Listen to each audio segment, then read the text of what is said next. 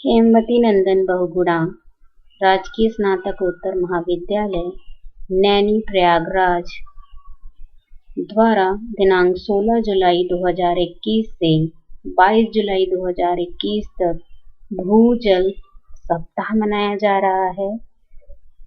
महाविद्यालय की प्राचार्य प्रोफेसर डॉक्टर सुनंदा चतुर्वेदी द्वारा भूजल जागरूकता कार्यक्रम आयोजित किए जा रहे हैं। इनमें विभिन्न महाविद्यालयीय प्रतियोगिताएं आयोजित की जा रही हैं, जैसे पोस्टर प्रतियोगिता, निबंध लेखन तथा ऑनलाइन क्विज आयोजित की जा रही है, जो ज्यादा से ज्यादा छात्र छात्राओं और उनके अभिभावकों को भूजल संरक्षण हेतु जागरूक कर सके।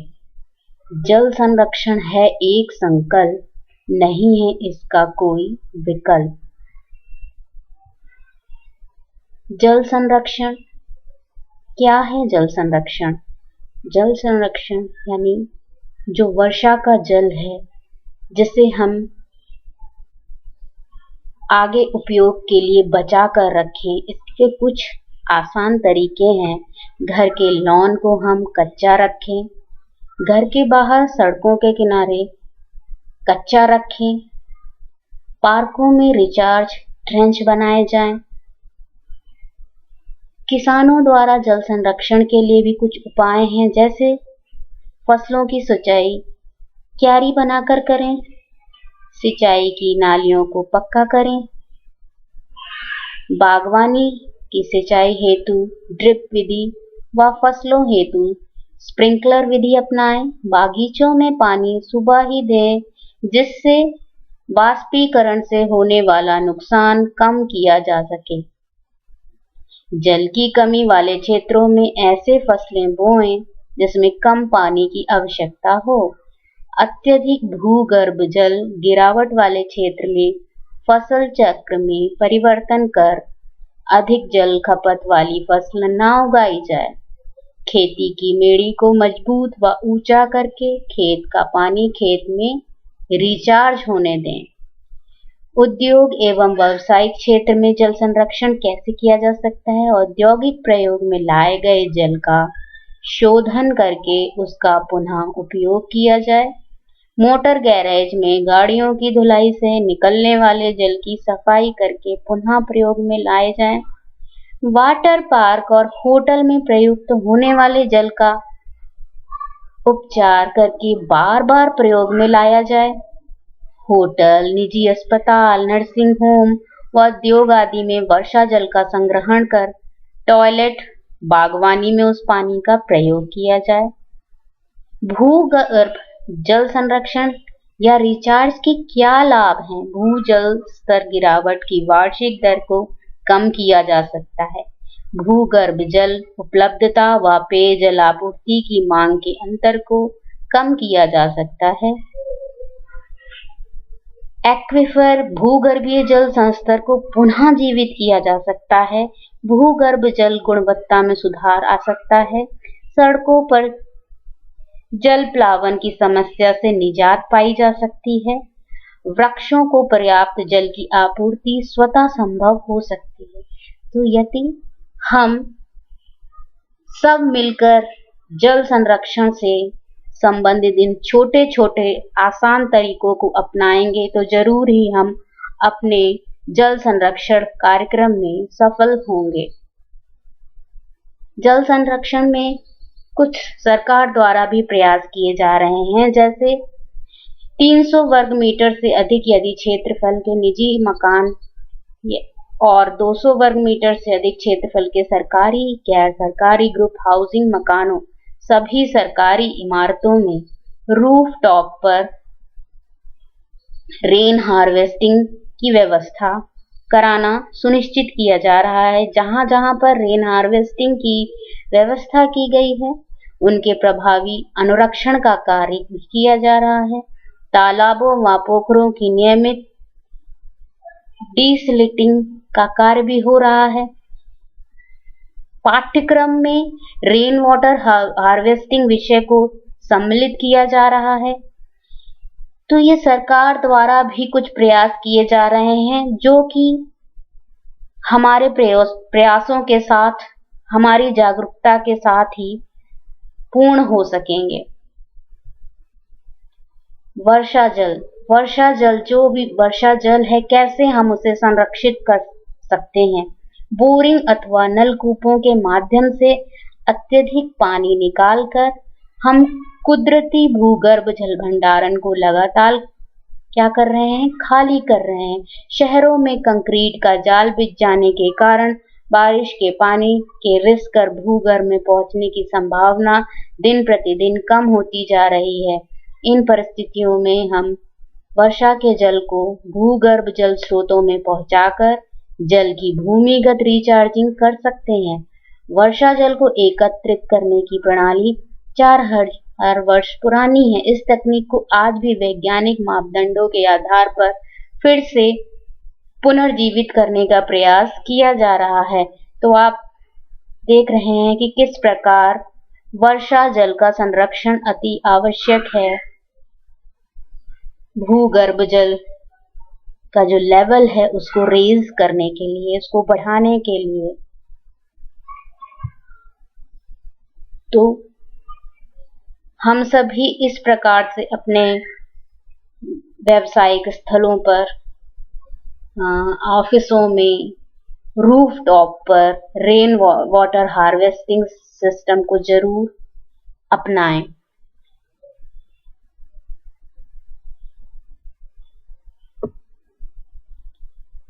कैसे रिचार्ज किया जा सकता है भूगर्भ जल? 5 तरीके हैं। रिचार्ज पिट बनवाकर, रिचार्ज ट्रेंच द्वारा, रिचार्ज ट्रेंच कम बोरवेल द्वारा, तालाब, पोखर, सूखा कुआं या बावली बनवाकर, या सतही जल संग्रहण यानी छोटे छोटे चेक डैम बनाकर। यह तकनीक स्थानीय हाइड्रोलॉजी पर निर्भर करती है। भूगर्भ जल रिचार्जिंग की कोई भी विधि अपनाने के लिए निर्माण कार्य महीने से सवा महीने में पूरा हो जाता है। छोटे अथवा मध्यम वर्ग के घरों की छत पर गिरने वाले बारिश के पानी को सिर्फ एक बार कुछ हजार रुपए खर्च करके भूगर्भीय जल स्रोतों में पहुंचाया जा सकता है। इस कार्य को करने के लिए जानकारी होना आवश्यक है कि किस इलाके में कौन सी विधि वैज्ञानिक पैमाने पर उपयुक्त रहेगी और छत का क्षेत्रफल कितना होना चाहिए। उदाहरण के रूप में 1000 मिलीमीटर वर्षा होने पर घर की तकरीबन 100 वर्ग मीटर क्षेत्रफल की छत पर हर वर्ष बरसात में 1 लाख लीटर जल गिरता है, जो सीवरों व नालों में बहकर व्यर्थ चला जाता है। वर्षा जल संचयन की विधि अपनाकर इसमें से 80,000 लीटर पानी को भूजल भंडारों में जल की भावी पूंजी के रूप में जमा किया जा सकता है। यदि घर ऐसे क्षेत्र में है जहां सतह से थोड़ी गहराई पर ही बालू का संस्तर है, अर्थात उथले संस्तर वाले क्षेत्र हैं, जो रिचार्ज पिट फिल्टर मीडिया से भरा 2 से 3 मीटर गहरा गड्ढा बनाकर छतों पर गिरने वाले वर्षा जल को जमीन के भीतर हम डाइवर्ट कर सकते हैं। यदि छत का क्षेत्रफल 200 वर्ग मीटर हो तो रिचार्ज पिट की बजाय बागीचों के किनारे में ट्रेंच बनाकर बारिश के पानी को रिचार्ज किया जा सकता है। इसमें भी ट्रेंच में फिल्टर मीडिया भरा जाएगा।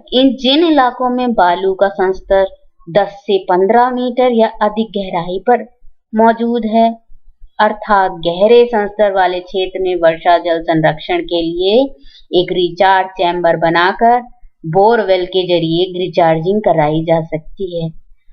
अतः भूगर्भ जल संरक्षण या रिचार्जिंग की विधियां निर्भर करती है उस स्थान की हाइड्रोलॉजी पर कि हमें वहां पर रिचार्ज पिट बनाना उपयोगी रहेगा, या वहां पर रिचार्ज पिट की जगह हम क्या बना सकते हैं, रिचार्ज ट्रेंच बना सकते हैं, या फिर हमें बोरवेल का निर्माण रिचार्ज पिट या फिर क्या करना पड़ेगा, रिचार्ज बोरवेल का निर्माण करना पड़ेगा। तो जल संरक्षण के लिए ये सारी विधियां हैं कि कैसे हम जल को रिचार्ज कर सकते हैं, भूगर्भ जल को रिचार्ज कर सकते हैं। रिचार्ज ट्रेंच या बोरवेल बनाकर, रिचार्ज पिट द्वारा या रिचार्ज ट्रेंच द्वारा। ये कुछ विधियां हैं रिचार्ज करने की, भूगर्भ जल को रिचार्ज करने की ये कुछ विधियां हैं।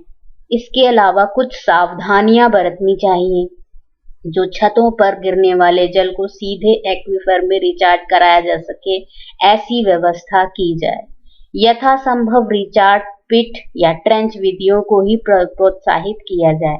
रिचार्ज परियोजना में किसी तरीके के प्रदूषित तत्व भूगर्भ जल में ना पहुंचे, इस कार्य को भी पूर्ण रूप से सुनिश्चित किया जाए। छतों को साफ रखा जाए, किसी प्रकार के रसायन, कीटनाशक ना रखे जाएं। जल प्लावन से प्रभावित क्षेत्रों में रिचार्ज विधि ना अपनाई जाए। वर्षा जल संचयन एवं रिचार्ज सिस्टम के निर्माण के साथ ही उसके आसपास के क्षेत्र में वृक्षारोपण भी कराया जाए। वन विभाग के नियंत्रणाधीन छोटी छोटी पहाड़ियों तथा वन क्षेत्र में वृहद स्तर पर कंटूर वन व वृक्षारोपण का कार्य किया जाए। उपलब्ध परंपरागत जल स्रोतों की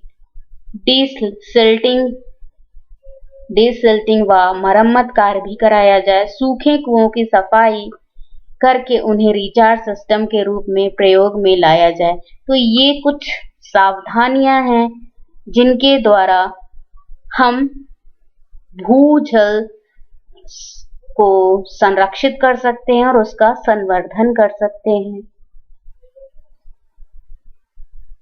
कुछ सरकारी प्रयासों को हम जान चुके थे। जल जो है, अतः जो थीम है, जो जल संरक्षण की थीम है, catch the rain where it falls and when it falls, उसका पूर्ण रूप से पालन करना चाहिए। जल अत्यंत आवश्यक है जीवन के लिए। जल है तो कल है। जल इस ग्रह का सर्वाधिक उपलब्ध साधन है। मानव उपयोग के लिए तेजी से दुर्लभ होता जा रहा है। पृथ्वी की 2/3 भाग जल और 1/3 भाग जो है थल है। इस अपार जल राशि का लगभग 97.5% भाग खारा है और शेष 2.5% भाग ही मीठा है।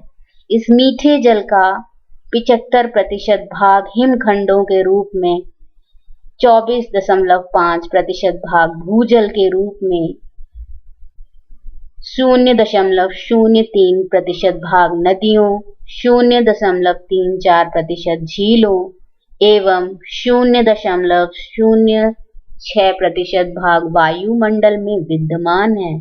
पृथ्वी पर उपलब्ध जल का 0.3% भाग ही मात्र साफ एवं शुद्ध है। जैसा कि तुलसीदास जी ने अपने महान ग्रंथ रामचरितमानस में भी लिखा था, क्षितिजल पावक गगन समीरा, पंच तत्व मिलि रचा शरीरा।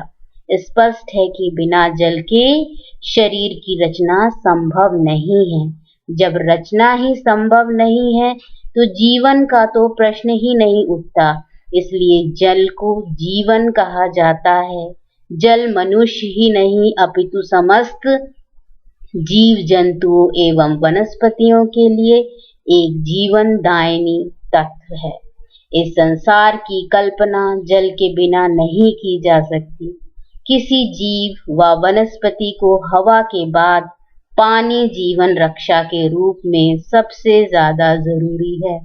हमारे शरीर में 60% एवं वनस्पतियों में 95% जल पाया जाता है तथा लगभग 5700 लाख वर्ष पूर्व पृथ्वी पर जल की उत्पत्ति हुई थी।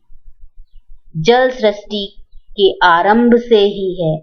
जल से पृथ्वी बनी है, पानी का उपयोग हो रहा है। जब से पृथ्वी बनी है तब से पानी का उपयोग हो रहा है। ज्यों-ज्यों पृथ्वी की आबादी में वृद्धि एवं सभ्यता का विकास होता जा रहा है, पानी का खर्च भी बढ़ता जा रहा है। आधुनिक शहरीकरण प्राचीन खेतिहर परिवार के मुकाबले अब 6 गुना पानी अधिक खर्च होने लगा है। संयुक्त राष्ट्र संगठन का मानना है कि विश्व के 20% लोगों को पानी उपलब्ध नहीं है और लगभग 50% लोगों को स्वच्छ पानी उपलब्ध नहीं है। मानव जिस तीव्र गति से जल स्रोतों को अनुचित शैली में दोहन कर रहा है, वो भविष्य के लिए खतरे का संकेत है। इसलिए मानव जाति को वर्तमान एवं भावी पीढ़ी को इस खतरे से बचाने के लिए जल संरक्षण के उपायों का सबसे अधिक ध्यान देने की आवश्यकता है। हेमवती नंदन बहुगुणा राजकीय स्नातकोत्तर महाविद्यालय नैनी प्रयागराज का यही प्रयास रहेगा कि ज्यादा से ज्यादा जनमानस भूजल संरक्षण हेतु प्रेरित हो सके और इसे अपने दैनिक जीवन में एक संस्कार की तरह अपनाए। धन्यवाद।